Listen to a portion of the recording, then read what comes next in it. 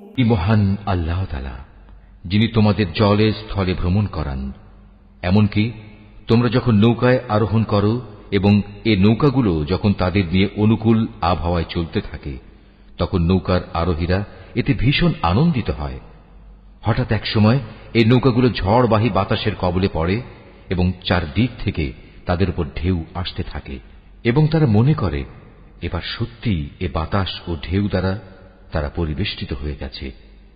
তেমন তারা একান্ত নিষ্ঠাবান বান্দা হয়ে আল্লাহ তাআলাকে এই বলে ডাকতে শুরু করে, হে আল্লাহ, যদি তুমি আমাদের এ মহা দুর্যোগ থেকে বাঁচিয়ে দাও তাহলে আমরা তোমার শুকরগুজার বান্দাদের অন্তর্ভুক্ত হয়ে যাব। অতঃপর সত্যি সত্যি যখন তিনি তাদের এই বিপর্যয় থেকে বাঁচিয়ে দেন, তখন তারা ওয়াদার কথা ভুলে সাথে সাথেই অন্যায়ভাবে জমিনে নাফরমানি শুরু করে দেয়। হে মানুষ, তোমরা শুনে রাখো, তোমাদের এই নাফরমানি তোমাদের নিজেদের জন্যই ক্ষতিকারক হবে।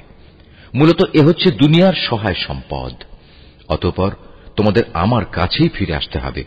তখন আমি তোমাদের বলে দেব দুনিয়ার জীবনে তোমরা কে কি করতে।